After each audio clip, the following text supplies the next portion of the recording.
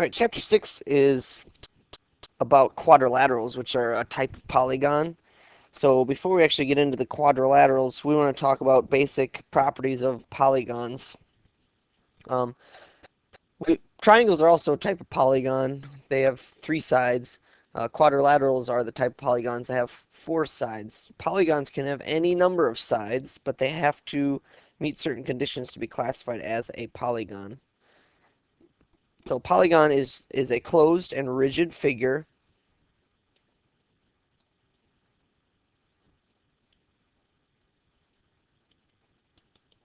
So it's closed and rigid shape.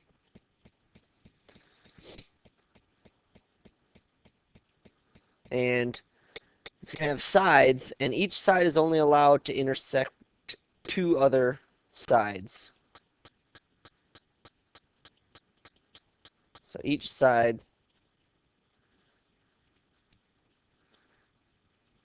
can only intersect 2 others, and it has to be at the endpoints of that side. So closed means that all the sides meet 2 other sides.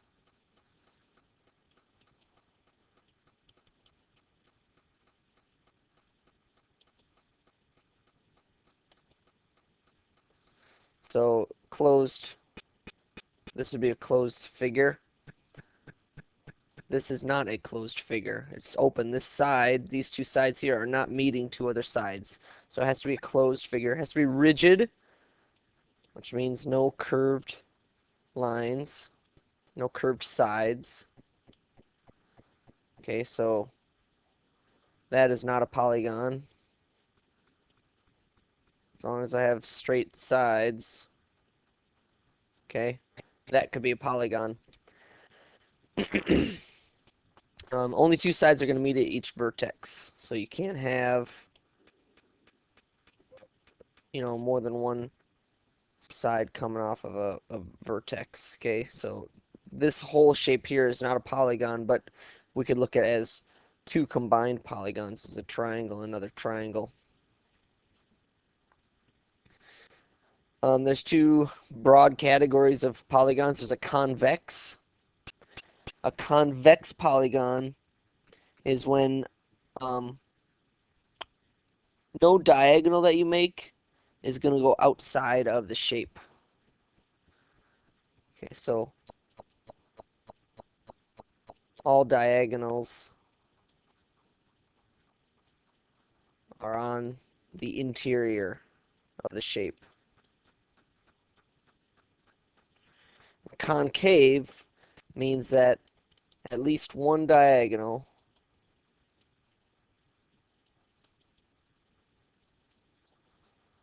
would go outside of the shape.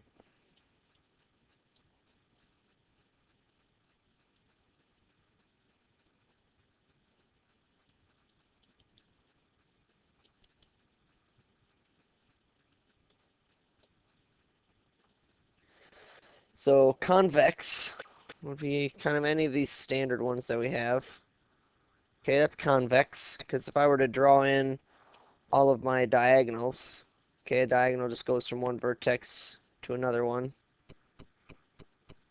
Okay, so all these diagonals I could draw in here are all going to be inside the shape.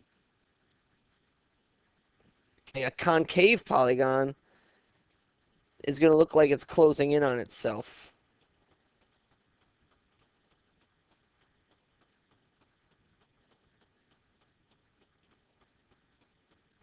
Okay, this is concave because this diagonal right here, okay, is going from vertex to non-adjacent vertex. It's going outside of the shape. That makes this concave. Kind of an easy way to think of concave is you've got this concave part. Okay, it's bending in on itself. That's a concave polygon. Some other words that we've learned before are going to come up again. Equilateral. So you got equilateral polygons.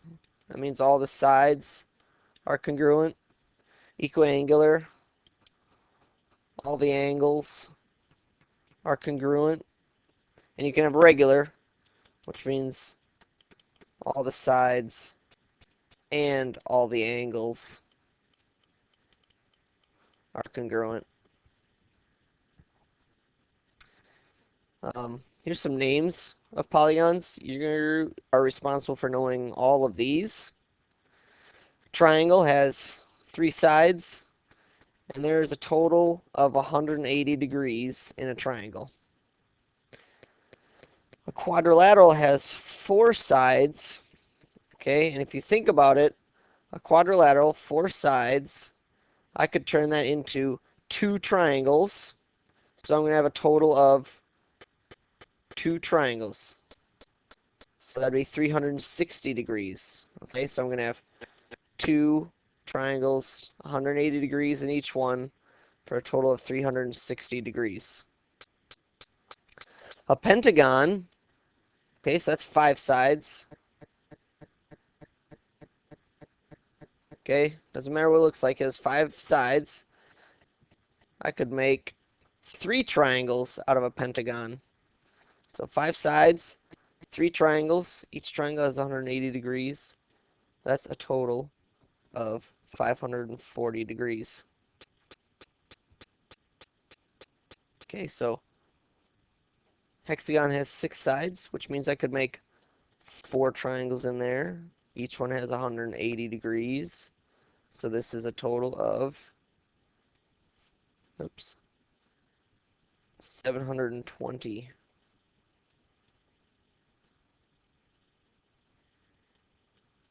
degrees.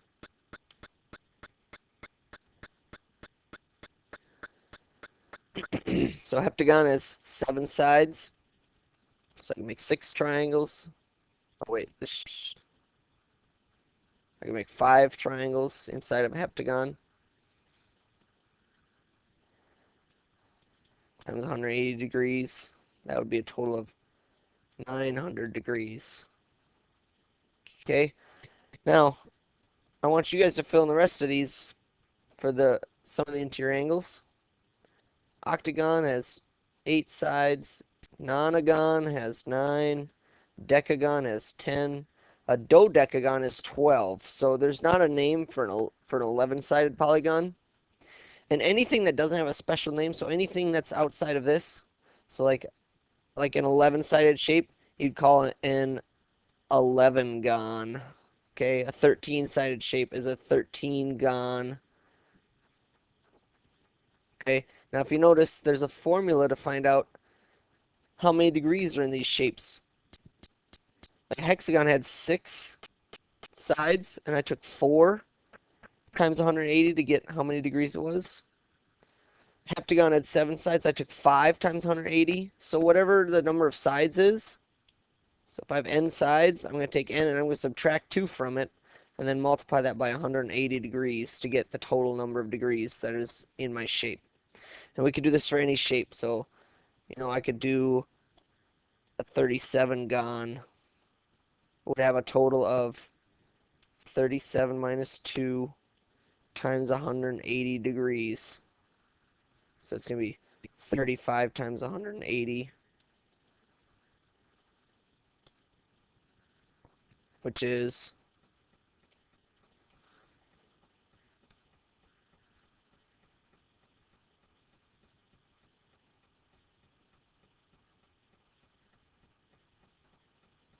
6,300 degrees. Okay, so if I wanted to know how many degrees were in a 37-sided shape, I could figure that out. Okay, so use that formula to fill in the rest of these. So how many degrees are in an 8-sided shape? A 9, a 10, and a 12. Okay, so there's the basic properties of polygons. Now we're going to look at the different parts. So there are sides to polygons. So I've got this polygon example over here. I'm just going to list some sides. So a side of this could be DG. I could also name that same side GD. Okay, so it doesn't matter which order, just like any other segment. So that's a segment. DG, GE is a side. EH, HF, and FD. These are all the sides of my polygon. Vertices, okay, vertices are points. These are points. They are not angles. So point D is a vertex. So the vertices are D, G, E, H, and F. The angles are these measurements, okay? They're the degrees of separation between the consecutive sides. So this point is not an angle. The angle is the measurement between the two sides, the degree measurement between. So the angles I have would be angle D, which I could also call angle GDF. Okay, but I only need one letter because there's only one angle at D. If there was something else going on here, then I would need to use three letters, angle GDF, if I want to talk about this angle. But I've got angle D, angle G, angle E, angle H, and angle F. Okay, 5 angles, 5 sides, 5 vertices. Diagonals. Diagonals connect two non-consecutive sides. Okay, remember the word consecutive means non-adjacent or not touching.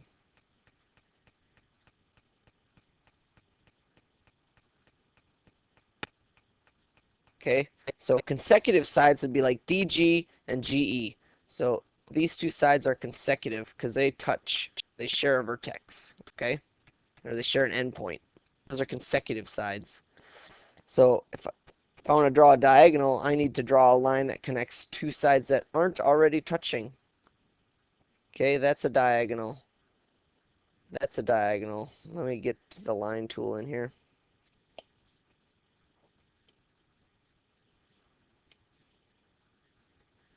Okay, there's a diagonal. There's another one.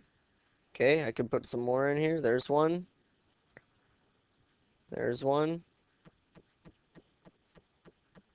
Okay, and I end up making a star.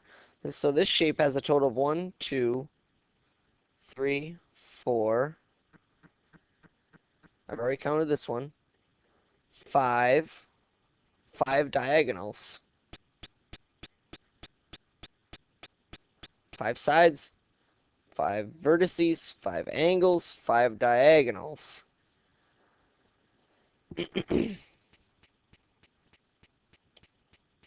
Alright, adjacent means touching. Okay, or they share something. Okay, so sides will share an endpoint. Okay, so sides, so adjacent sides share an endpoint. Adjacent angles share a side. Okay, for example, these two angles here, the red angle and the green angle, they share this middle side, so they're adjacent angles. So now let's look at some examples of the types of problems you'll be expected to do. Okay, tell me if these shapes are polygons. If not, tell me why not. Okay, this is a star. Yes. This is a polygon. It's closed. It's rigid. There are no curved sides. And each side is only touching two others. So this side is only touching this one and that one. This one is not because it's not closed.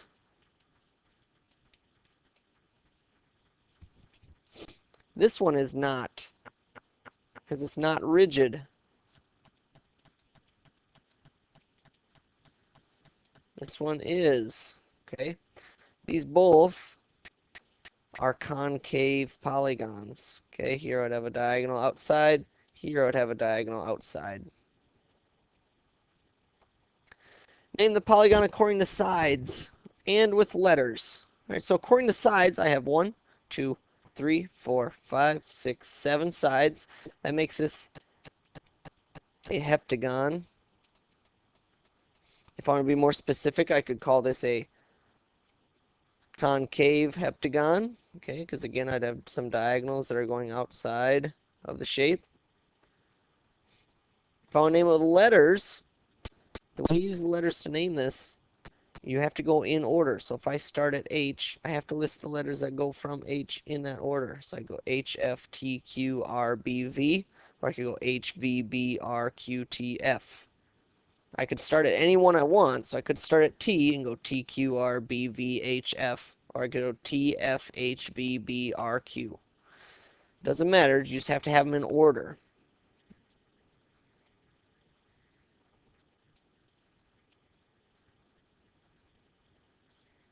Okay, so this would be uh, the alphabet way of naming this with letters. Solve for x. All right, I have a 1, 2, 3, 4-sided shape. So I know that I have a total of 360 degrees. This here is a 90 degree. So I know that 90 plus this angle, which is 3x plus 40, plus this angle, which is x plus 15, plus this angle, which is 2x, should add up to a total of 360 degrees. If I combine my numbers here, I'm going to have 90 and 40, which is 130, plus 15 is 145. 3, 4, 5, 6 x's total. So subtract 145. Let's see. Here I'm going to get 215, divide that by 6, and I'll get 3.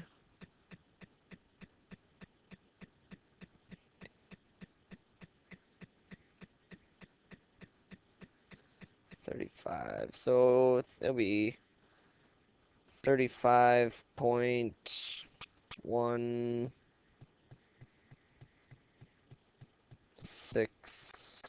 repeating. I'm pretty sure. Let's check that here. 215 divided by 6. Oh, 35.83 repeating. Okay.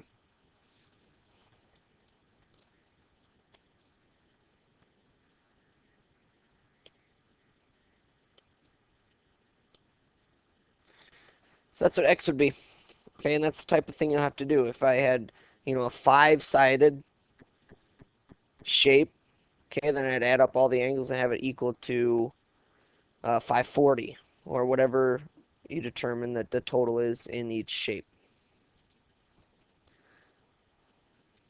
Okay, and that's what you'll be expected to do for section 1 of chapter 6.